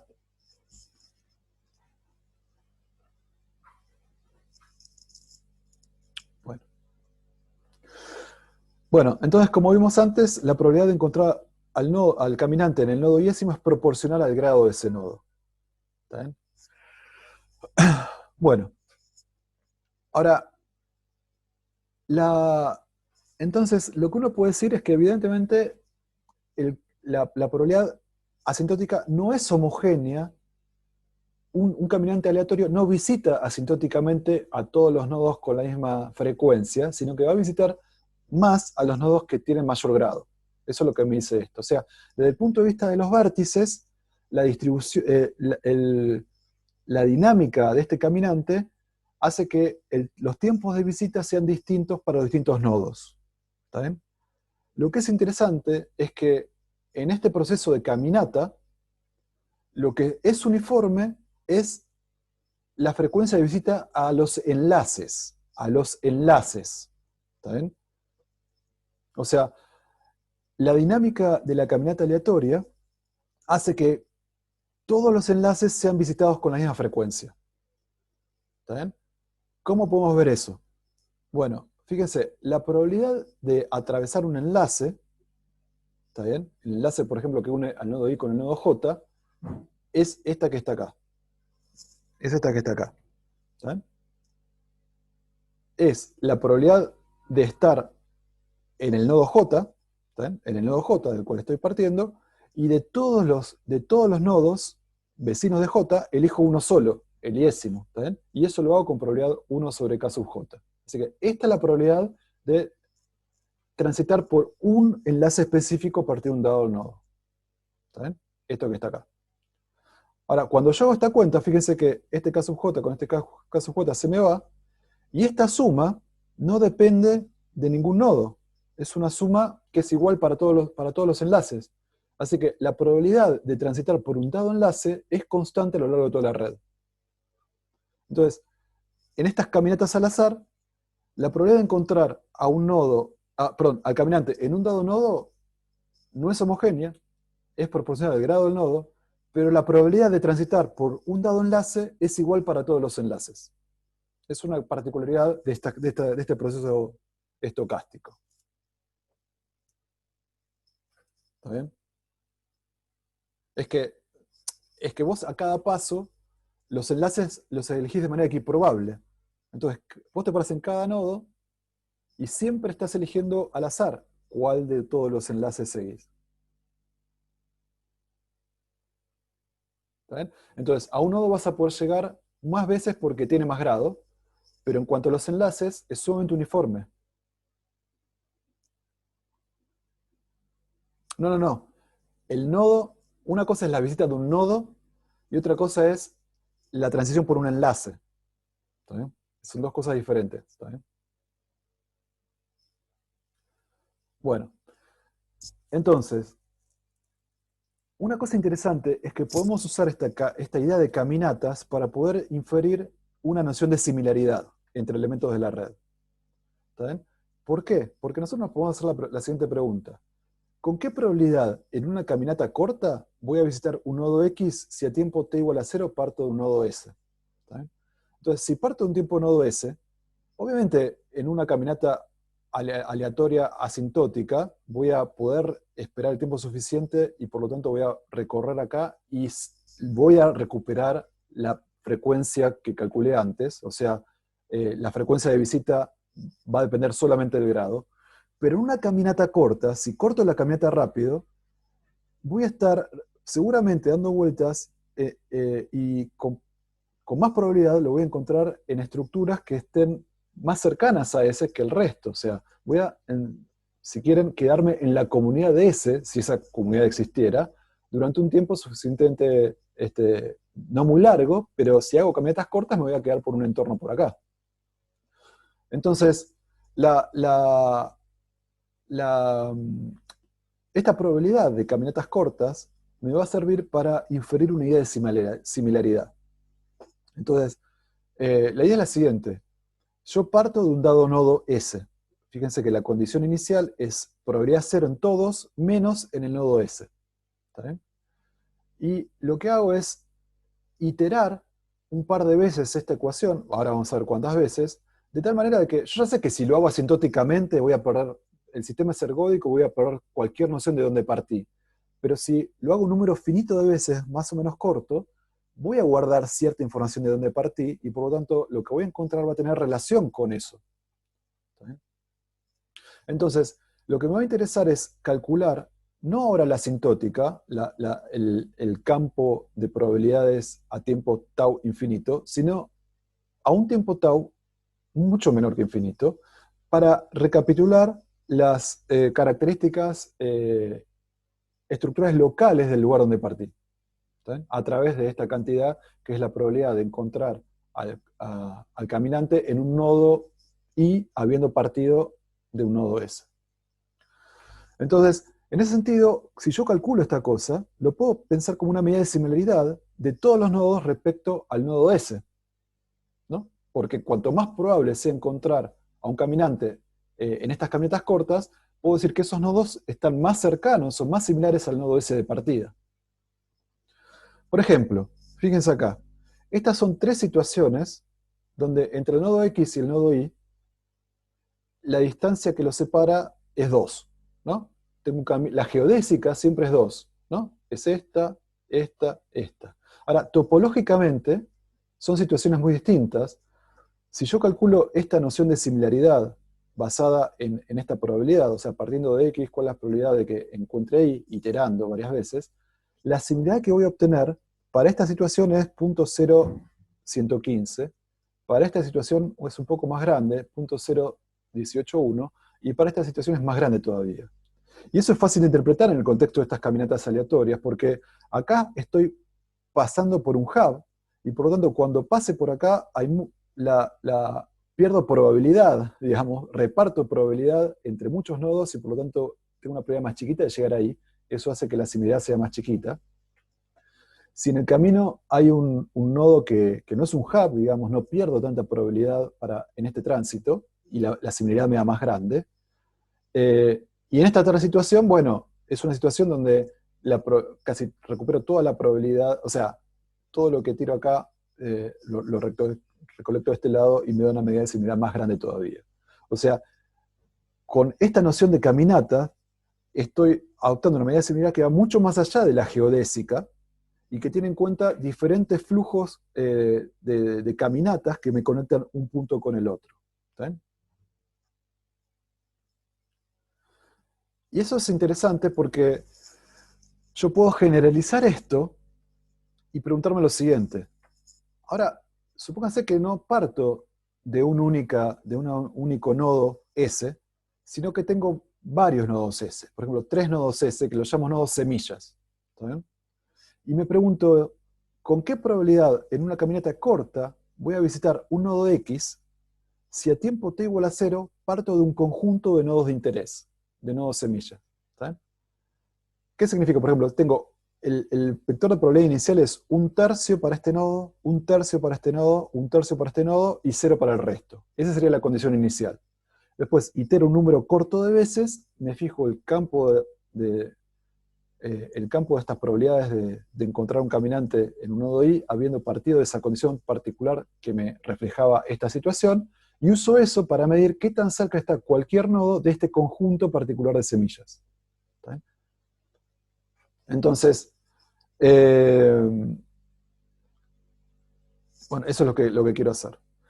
¿Y por qué me va a servir esto? Porque el campo de probabilidad que yo infiera en la red ahora, partiendo de un conjunto de semillas, lo voy a poder usar como una medida de la asociación que existe entre cualquier nodo de la red y el conjunto este de semillas en particular. ¿Sí? El conjunto este de particular. Entonces, si ustedes lo piensan, es una manera de integrar también conocimientos. ¿Por qué? Estoy integrando el conocimiento embebido en el conexión a la red porque estoy usando la topología de la red para que el campo de probabilidades iniciales difunda por la misma, y encontrar la solución a través de esas maneras de conectarse, ¿no? Los distintos nodos. Pero por otra parte, puedo utilizar conocimiento externo de la red. ¿Y dónde está ese conocimiento externo de la red? En el hecho de que yo parto de estas 3 semillas en particular y no de otras. ¿Sí? Entonces, el conocimiento que yo utilicé para definir específicamente parto de estas 3 semillas es un conocimiento que viene de otro lado y que yo lo estoy haciendo resonar o dialogar con la estructura de la red, viendo cómo fluye por la topología de la misma este campo de probabilidades. Entonces, esta es una manera también de integrar conocimiento. El ejemplo que les quiero... ¿alguna pregunta de esto? Ahora les voy a dar un ejemplo porque espero que se entienda un poquito más. Pero si más o menos me siguen, mueven la cabeza. O pongan un emoticón que mueven un emoji que mueva la cabeza. Bueno, entonces vamos a ver cómo funciona esto en un ejemplo. Entonces, este es un paper que ya salió hace tiempo, que se llama, bueno, Caminando el Interactoma para priorizar genes candidatos a enfermedades, ¿no? Entonces, la idea es la siguiente. Hay, para los que no son biólogos, hay, bueno, en general, hay muchas enfermedades que tienen una base genética. ¿Qué quiere decir con esto? Que se ha encontrado un vínculo entre alguna alteración en el genoma, alguna particularidad del genoma de las personas que sufren o son susceptibles a tener una enfermedad, que permite ligar causativamente el estado en una determinada región del genoma con la posible afección por una enfermedad. Entonces, hay enfermedades, sobre todo hay un grupo de enfermedades que son enfermedades mendelianas, donde se detecta que en realidad alteraciones en la secuencia nucleotídica determinados de uno o poquitos genes ya hacen que esa persona sea susceptible a tener esa enfermedad.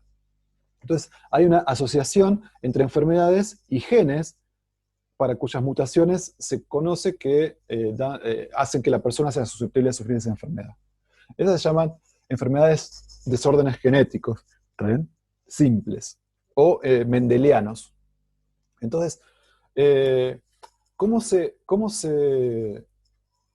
obtienen esas asociaciones? A través de estudios que son muy costosos, donde se trata de ver un grupo de personas, en realidad cuando suceden enfermedades, por ejemplo, raras en familias, y hay familias enteras que tienen todo su linaje, se ve que hay personas que son portadoras o no de la enfermedad, lo que se trata de ver es, bueno, en ese linaje, ¿qué personas fueron afectadas por la enfermedad? Y después, analizando los genomas de esas personas, se trata de identificar qué porción del genoma esas personas tienen parecidos y diferentes al resto, para tratar de definir en esa región del genoma cuál es la parte responsable de la enfermedad en esos individuos. Entonces, eso se llama linkage analysis. Linkage analysis, y es muy costoso porque el número de personas que se necesita para hacer efectivamente esta asociación entre una parte del genoma y ser susceptible a una enfermedad, se necesita estudios de muchas personas, es muy costoso computacionalmente, muy costoso de establecer este link. ¿Está bien? Repito, lo que hace es buscar un link entre una región cromosomal, digamos, y la aparición de una enfermedad. ¿Más o menos se entiende la idea?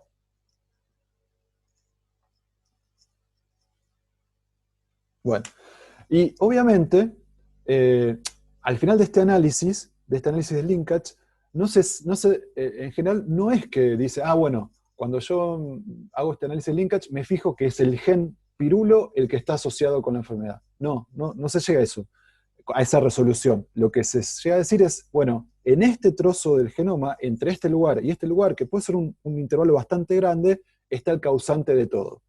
¿Está bien? Está el causante de todo. Pero no tengo todavía la información de cuál de todos los genes que están allá en esa región cromosómica es el responsable. Entonces, ahí es donde aparece esta idea de priorizar los genes asociados a enfermedades. Entonces, imagínense lo siguiente. Miren la parte izquierda de este grafo. Imagínense que ustedes hicieron un análisis de linkage y saben que en esta región del genoma, en esta región de este cromosoma en particular, ustedes saben que todas las personas, o la mayor parte de las personas afectadas por la enfermedad, tienen alteraciones en algún lugar de esta parte que está acá, pero no conocen exactamente en qué gen. No, depende de la enfermedad, depende, Matías, esa enfermedad específica, ¿no? Entonces, imagínense que para una dada enfermedad, en esta región, un análisis de linkage identificó a esta región como la asociada a la enfermedad. ¿Está bien? En la enfermedad particular. Pero adentro de este cacho no hay un gen, sino que puede haber muchos. ¿Qué sé yo? Puede ser este gen, o un montón, porque estas regiones en general son bastante grandes. Son bastante grandes. Entonces, lo que proponen en este paper es lo siguiente.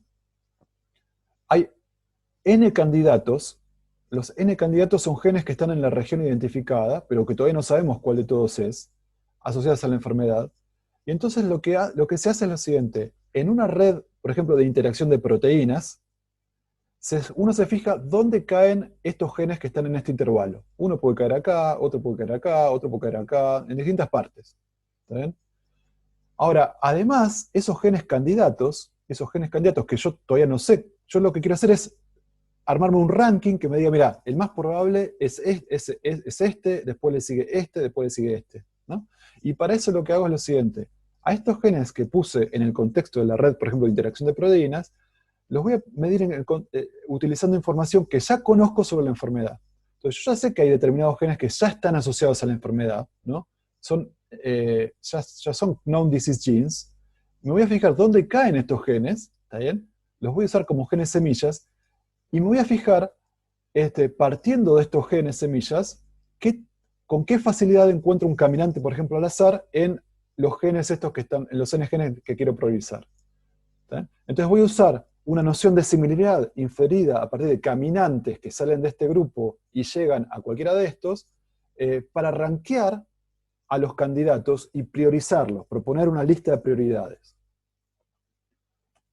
Entonces, lo que hago son algoritmos para propagar, si quieren, este campo de frecuencia de visita de un caminante aleatorio a un determinado nodo, lo puedo pensar como un campo que me habla sobre el sentido de pertenencia al conjunto de interés. ¿Cuál es el conjunto de interés? Los genes asociados a una enfermedad. Estos genes que yo uso como semilla no son cualesquiera, son genes que yo ya sé que están asociados a la enfermedad. ¿Sí? Entonces, hay bastantes algoritmos, además del random walk que yo les conté antes, hay otros algoritmos para propagar este sentido de pertenencia a este conjunto de interés, y de esta manera ver cómo llega ese sentido de pertenencia a los nodos que me interesa caracterizar. Yo lo que voy a hacer es contarles el random walk with restart, ¿también? Que es el que usaron en este paper que está acá. Básicamente lo que hacen es lo siguiente. Usan la ecuación que yo les dije antes, que sería esta parte que está acá. ¿Está bien? Con algunas salvedades. En realidad, lo que hacen es propagar de esta manera, es una modificación a lo que estuvimos viendo, pero el campo de pertenencia al conjunto de interés, a tiempo t+1, sale de combinar dos términos. Un término, que es este que está acá, que está modulado por este factor, ¿está bien? Que tiene que ver con el estado anterior y cómo se distribuye ese estado anterior, el campo a tiempo anterior, a través de la topología de la red. Y este otro término lo que hace es tener en cuenta la información inicial, que es la información externa, ¿no? O sea, si no estuviera este término, si R fuese igual a 0, simplemente dejo difundir el campo de probabilidades iniciales, aparece solo como condición inicial. Pero en este que está acá se llama random walk con restart, con recomienzo, porque en cada iteración guardo información de dónde partí. ¿Está bien? Es como si lo que uno puede pensar es que con cierta probabilidad el caminante lo vuelvo a poner en su condición inicial y vuelvo a tirar desde ahí. ¿Está bien? Es una manera de no perder la información inicial y quedarme siempre cerca del entorno de donde estaba partiendo, que es donde contiene la información de pertenencia al conjunto de interés que a mí me interesa propagar. Entonces, esta manera de propagar el campo, este campo que tiene que ver con el sentido de pertenencia y asociación a una enfermedad, se puede escribir de manera matricial de esta manera, ¿está bien? Donde el vector a tiempo t+1 tiene que ver con el vector propagado, una suma pesada del vector propagado más la condición inicial. Y R, bueno, justamente controla el sesgo hacia las condiciones iniciales. Cuanto más grande es R, más cerquita de las condiciones iniciales me voy a quedar, digamos, voy a repartir menos esta probabilidad. Y este score se suele reportar luego de iterar un número corto de veces, de todas formas. En este paper hacen eso, y lo que sucede es que, en definitiva, ellos encuentran, por ejemplo, en este caso particular, por ejemplo, al nodo 1, fíjense que el campo que les llega no está muy cercano a estos, y les llega un valor .003, al nodo 3, que está aquí, les llega le llega o sea, después de cada iteraciones, este es el valor el P sub 3. Y en definitiva, usando esto que está acá, uno puede rankear a los candidatos de acuerdo a esta priorización, y entonces comenzar el análisis diciendo, bueno, de todos los que están acá, con más probabilidad, yo me fijaría en el candidato número 3, después el número 2, después etcétera, etcétera. El número n y el 1 está bastante alejado, usando la información asociada, el conocimiento embebido en la red, ¿no? Obviamente, lo que estoy usando acá tiene que ver con una hipótesis que tiene que ver con que regiones cercanas en esta red de interacción de proteínas tienen que ver con funcionalidades compartidas, y en principio la disrupción de esas funciones biológicas pueden ser las responsables moleculares de lo que yo veo a nivel fenotípico como la aparición de esa enfermedad. Entonces, este es un ejemplo donde la priorización de estas nuevas asociaciones, donde estas caminatas, estos flujos de campos, sirven como medida de similaridad, en definitiva, de estos candidatos con un conjunto que yo sé que es, o asumo que representa, la característica de estar vinculado con la enfermedad. La última parte se las digo brevemente, así no tomo demasiado de la práctica, en 5 minutitos. Tiene que ver con otra aplicación que es la siguiente. Como yo les dije ya varias veces, esta era bastante postgenómica, conocemos la secuencia del genoma para un gran número de organismos, cada vez mayor, o sea, cuál es la secuencia A, C, G, T, T, G de los genes de un organismo, anotado sobre todo. Ahora, entender qué función cumple el producto génico asociado a un dado gen sigue siendo complicado. Eso es lo que entra dentro, lo ya mencioné antes, lo que se conoce como genómica funcional. ¿Está bien? Entonces, muchas veces la manera de inferir, yo tengo, supónganse, un organismo que no está sumamente caracterizado, por ejemplo, entonces lo que me interesa ver tal proteína que hace, entonces me fijo, bueno, el gen, por ejemplo, asociado a esa proteína o esa proteína misma, ¿a qué proteínas de otro organismo que está mejor estudiado se parece? Y entonces yo encuentro que la proteína que todavía no está bien caracterizada se parece muchísimo a otra proteína que en humanos está súper caracterizada, entonces puedo empezar a imaginar que la función que ya se sabe que realiza la proteína en humanos es la que está haciendo, es la que podría empezar a pensar que cumple la proteína en este organismo nuevo no caracterizado. Entonces se usa mucho la idea de, bueno, tengo esta proteína que no sé qué hace, pero es muy parecida a esta otra proteína que sí sé qué hace, en secuencia, y entonces, bueno, si es parecido a esto, voy a transferir lo que sé funcionalmente de una a otra. ¿Está bien? Ahora, hay otra forma de hacer esto, que es la siguiente. Y les cuento este trabajo que ya de Functional Flow, pues fue uno de los primeros que laburaron con este tipo de cosas. Y la idea es, bueno, hay un montón de proteínas que no sé lo que hacen, pero voy a tratar de asignarle funcionalidad a esas proteínas no caracterizadas, simulando flujos de información en redes de interacción de proteínas. Y básicamente la idea es la misma de antes. Yo tengo una red de interacción de proteínas, donde proteínas cercanas, de alguna manera, yo estoy con la hipótesis de que en esta representación proteínas cercanas posiblemente estén realizando tareas similares o estén interactuando para llevar adelante algunas tareas específicas funcionalmente bien caracterizadas. Y entonces lo que yo puedo hacer es, en este grafo, tirar algunas proteínas que ya sé que, por ejemplo, están asociadas a una función biológica, por ejemplo, apoptosis o muerte celular programada, y usar esa información para ver el entorno en el grafo de interacción de proteínas, tratar de asignarle funcionalidad a las que aún no conozco. La idea es, lo que se hace siempre cuando uno trata de inferir cosas nuevas, es, bueno, yo ya sé, en algún aspecto sé cómo medir similaridad, entonces las cosas similares pienso que hacen cosas similares. O sea, dime con quién andas y te diré qué haces, por ejemplo. ¿No? Básicamente, dime quién está cerca tuyo y voy a usar eso para decir, bueno, posiblemente pueden estar haciendo la misma función. Entonces, la idea es la siguiente, se considera una función, por ejemplo, de Gene Ontology, y se pone todas las proteínas de esa función. Entonces, cada proteína anotada es considerada como fuente de flujo de una cantidad extensiva que representa un score funcional. O sea, estas cantidades son es una cantidad que representa la asociación con la función apoptosis. Y después se usa la red para propagar ese campo de pertenencia ahora a una función específica de esta manera. Es un poco diferente a la anterior. Se piensa en una especie de proceso difusivo, en donde el flujo del nodo J al nodo I es proporcional a la diferencia de material. O sea, el flujo tiene que ver con la diferencia entre XJ y XY.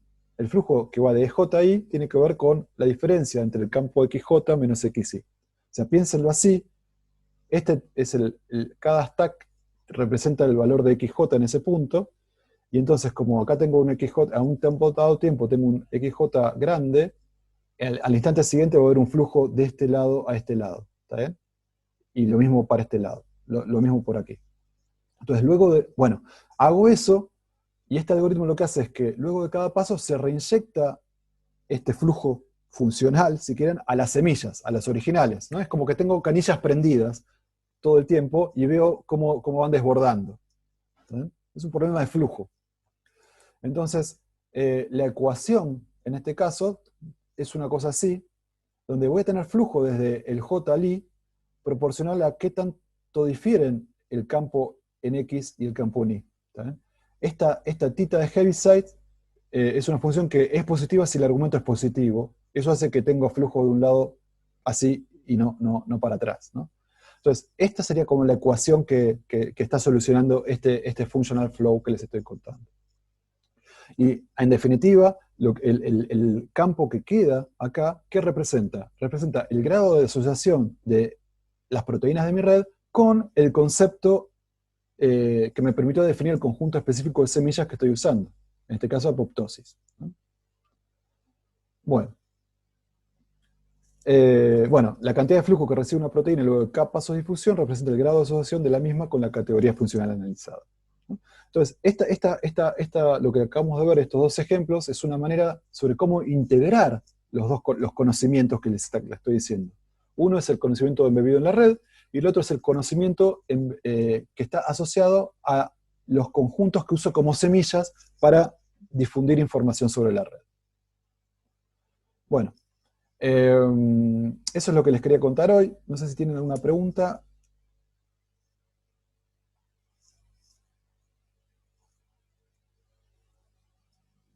O quieren pensarlo.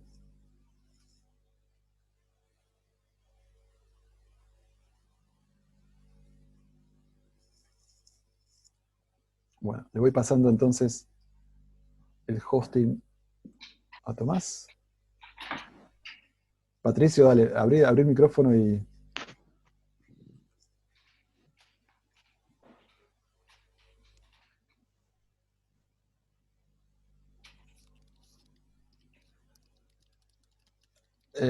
las redes, acá me preguntan si las redes complejas tienen aplicación en astrofísica. Lo que yo un poco le decía antes es que la idea un poco de esta materia es abrirles a ustedes las puertas a una herramienta, que no necesariamente tiene que ser, o sea, no necesariamente lo que vemos acá es para investigar específicamente en la teoría de redes complejas, sino más bien presentarla como herramienta. Por eso no hago tanto hincapié tampoco en algunas propiedades más relacionadas, más matemáticas, que también se podría hacer. Entonces, es una herramienta que sirve ¿para qué? Bueno, sirve para inferir distancias, para a partir de relaciones binarias ver estructura, para todo lo que fuimos viendo hasta ahora. O sea, yo no sé el problema concreto astrofísico, pero estoy seguro que se puede aplicar, pero necesito saber un poco cuáles son los ingredientes del problema. Tiene un campo de aplicación muy grande, por ejemplo, para reducir dimensionalidad, por ejemplo. Estas cosas. O para, como ya les digo, inferir métricas, para medir similaridades de cosas que quizás en principio no viven en espacios métricos fáciles de caracterizar. O sea, si me das una idea, no sé, la concepción es que es una herramienta y a partir de ahí se puede usar para un montón de cosas, pero hay que tener un poco de idea también del problema particular, ¿no? Si lo vamos a usar como herramienta.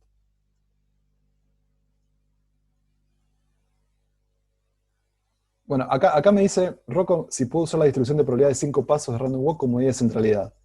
En realidad, eh, de- tenés que tener en cuenta qué estás midiendo.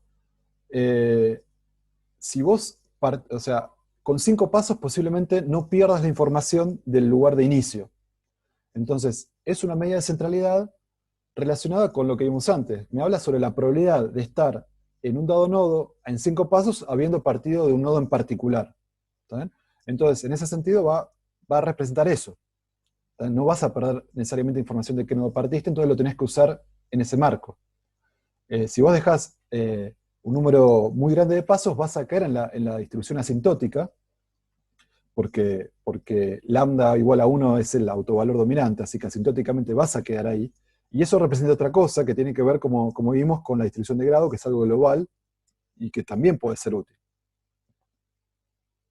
Bueno, lo que pasa es que qué tan central es un nodo, lo que te digo, es en la noción de centralidad, o sea, si querés, mira, no sé, ¿siguen viendo la presentación?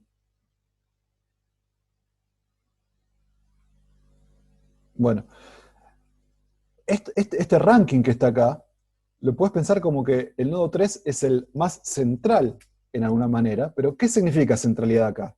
Centralidad significa asociación con estos nodos semilla. O sea, es un poco, o sea, quizás confunde un poco hablar de centralidad. ¿Eh?